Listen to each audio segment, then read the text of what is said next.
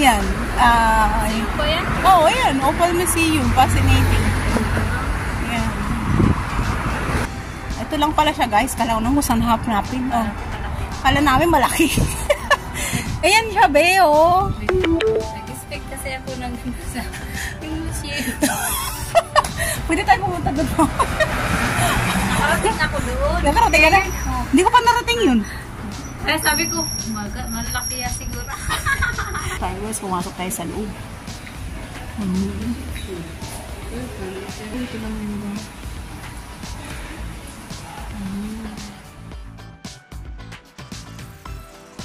I think, you know, if you're doing like a group of 10, then yeah, well, Yeah. But if it's just you and like a few friends, even or some family Yeah. members, just rock up. Was there anything that came from my country here? I hope. Where are you from? I'm Filipino. I found, you know, Aboriginal artifacts. Yeah, amazing. Babe, look at this gold. Yes, But the silver, I like this. There's Look at gold the inside silver. of quartz. Yeah. Back of that cabinet there as well. And that one was that. It's the Dolomites. Oh, I see. That's the one. That's the Dolomite? Yeah. Do you know? I'll chuck that video on for you guys, but basically I'll leave you to it. Take as long as you want going through here. Meteorite stone. Guys, the meteorites. Look at that.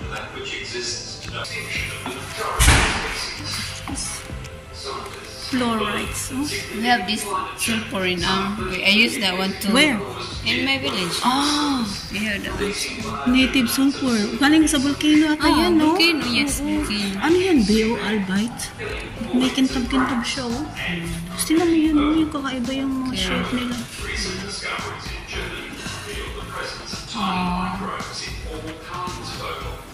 This questions the generally accepted theory and also the age when urbanization took place. This is on display at the National Oval Collection, alongside numerous other localized fossils. Guys, para siyang tae, oh. Pero ang tawag sa kanya is ito. Been trapped inside Oh, hindi siya masyado makita. Ba, right? 95% of the world's opal is mined in Silky and Gower.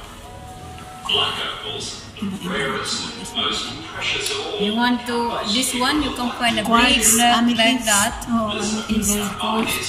Really? Oh, this one yung kakaiba siya, be, oh. Parang ano siya, oh. Mining District Andalvia, Department of Catamarca, Province of Argentina. But most mining finding riches done underground. Ano naman to? Quartz. The earth beneath the open Smoky fields. quartz to. Pas, be, oh. Specialized digging equipment to increase their chances. Opal mining is a gamble. Grabe, no. Yung mga shape nila kakaiba, no? The better are the chances.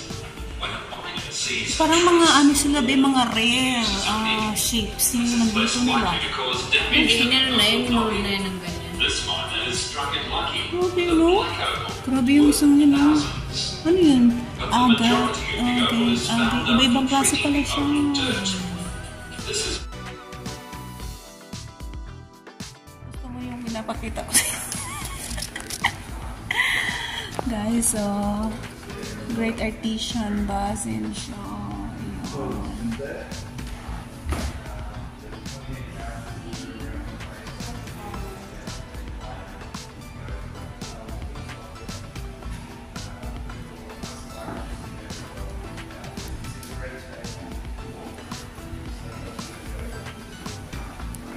Ano naman to, be? Dito yung mga artifacts nila. Opalized puzzles. Yan, yan. Uy, nakaano pa rin siya, ba yun? Oh, mayroon na silang, ano, yung parang, ano, yung sa mail. Ano ba? Kaya ito na mo, oh, liit ko. Yun? Opal doublet. Ayun, sinabanggit kanina, yung opal doublet. Ito naman, triplet. Opal triplet, yung sa kabila. Tapos ito. Maliliit lang siya. Ay, Aurora Opal. Aba, mayroon na Aurora Opal din pala. O, yan o. Liaison Opal. Iba't ibang klase ng opal. Device used to create thin slices of opal for doublet and triplet. Oh, may device pala din siya na ginagawa. Guys, oh. Yan naman. Wow. iba't ibang klase. Boulder. Ay, ito pala yung boulder na sinasabi niya.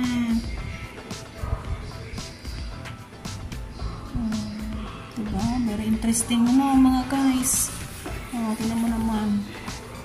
Kasi yung Australia guys, kasi kilala sila sa opal. So, yan. Although meron din yung ibang country, kaso lang dito talaga is pinaka-main source house dito. Ito yung natural. Ganda. Guys, gusto mo ng mga ano? Ganda Be, may ostrich. Pa-picture ako, be, may ahas na malaki.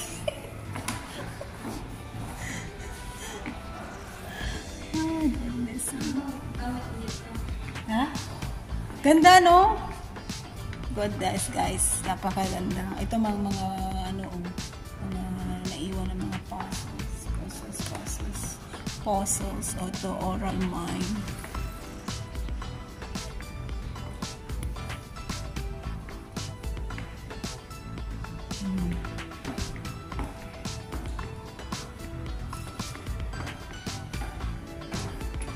Ito guys, kaganda.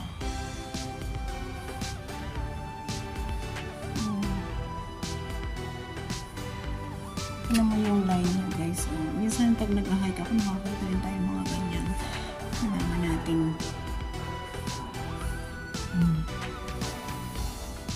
dami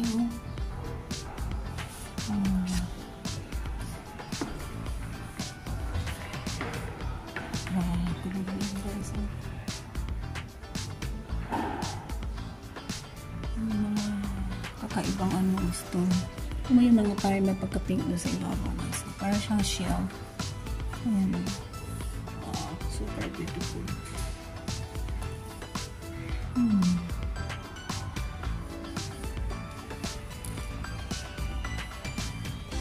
Ano naman klase ito kakaiba guys. Ano pala siya?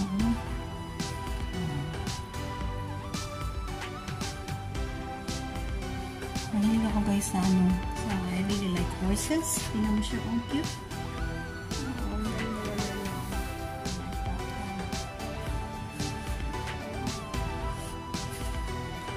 Meron siya dito guys. Iba't ibang klase ng mga tingnan mo siya. Look at that. Magkaiba siya guys, no? Magkaiba talaga itsura niya.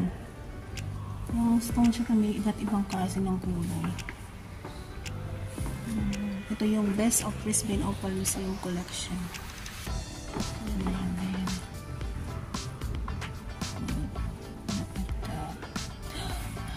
Tingnan mo siya guys, nasa ibabaw siya. Kitang-kita mo talaga siya.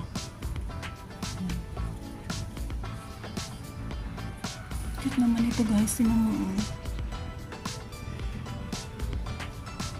Ganda. Super. I like it. Look at this one. Look at that. It's beautiful.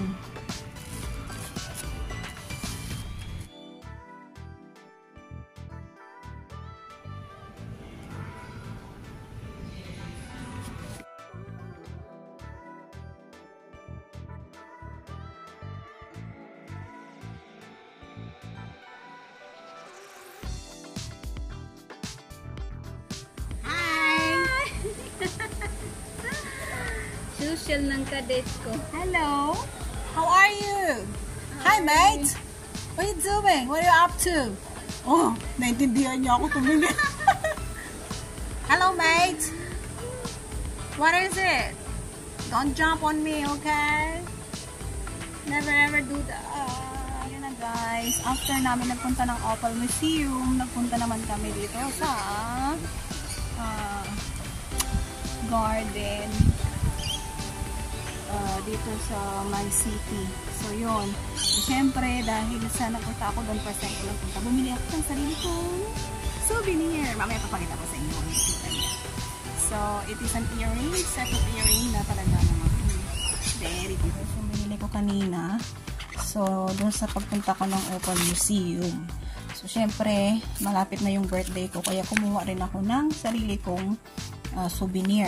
So, dito ko siya binili. Bali, ano na siya guys, medyo nagustuhan ko siya dahil sa tawag dito. Para sa mahilig ako sa maliliit na maliliit na earring. So, yun. So, ngayon, sabi ko, since malapit na yung birthday ko, re-regaluhan ko na lang yung sarili ko pagpunta ko ng museum. So, ito siya yung authenticity niya. Maganda siya, guys. So, actually, ang Opal kasi is kilalang kilala sa Australia. Sila yung #1 producer nito. Although other countries, meron din po sila. Pero ang Australia talaga, they have this, may pangalan talaga sila when it comes to Opal. So, yung napili ko, guys, is, may pagka siya, yung tawag dito, may pagka, yung box na isa, yung tawag dito, yung hindi siya blue, parang white siya na may crystal. So, napakaliit lang niya guys, pero medyo, yun nga, medyo pricey ng kaunti. Ayan siya guys, pakita ko sa inyo. So, ito is para mai-wipe ko yung yung crystal. So, ayan siya. Taran! Ang ganda ng case na lalagyan niya, guys. No? So, ayan. Tanggalin ko muna sa loob. Yung box pa lang niya, guys, talaga makikita mo na authentic talaga siya. So, yun. Ito yun. Napili ko, guys. So, taran! Ayan. Ayan. Actually, sabi nga nung kaibigan ko, grabe daw ako tumawad. Pero kasi nga, museum yun guys. So, may mga price na sila nabinigay. So, nagkataon kanina, meron silang tawag dito, parang discount, 20%. And the price of this actually, the original price nito is around nearly 800 Australian dollar. So, para siyang magkano nga yun? Yes, nasa 745.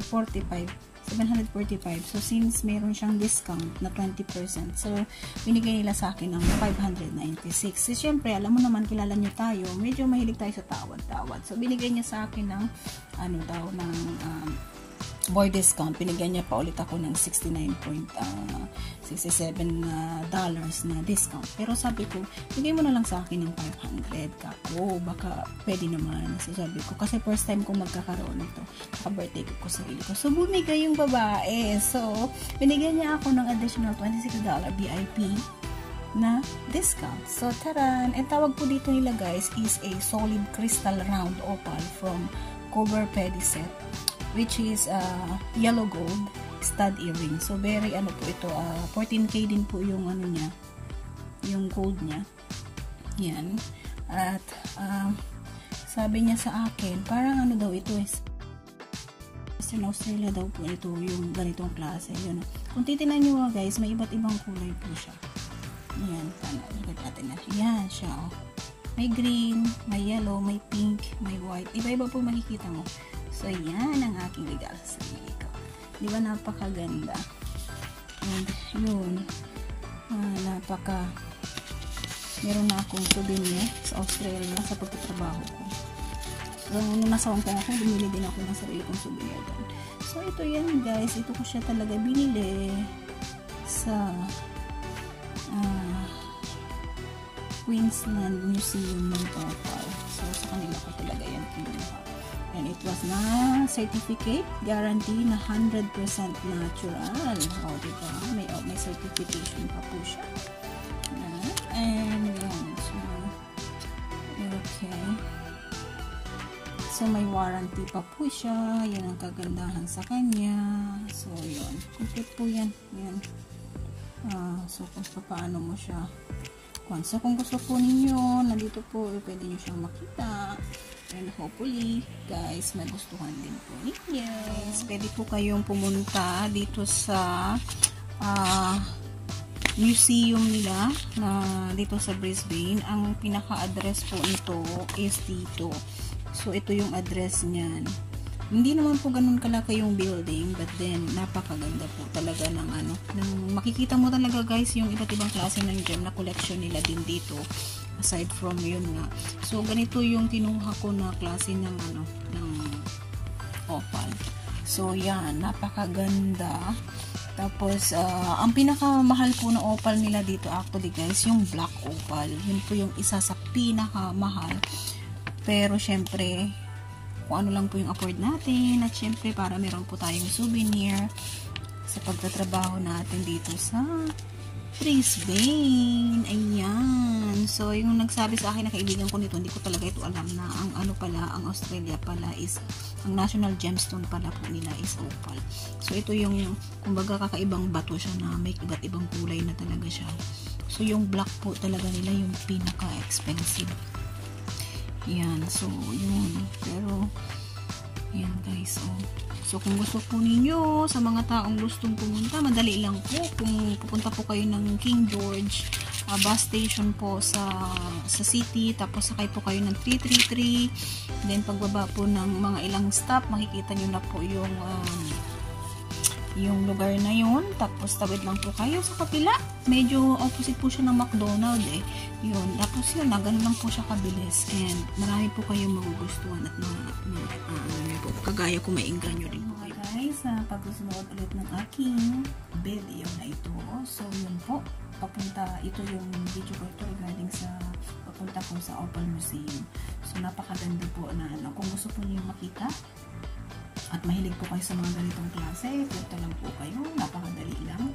And hopefully nagustuhan niyo po yung video ko.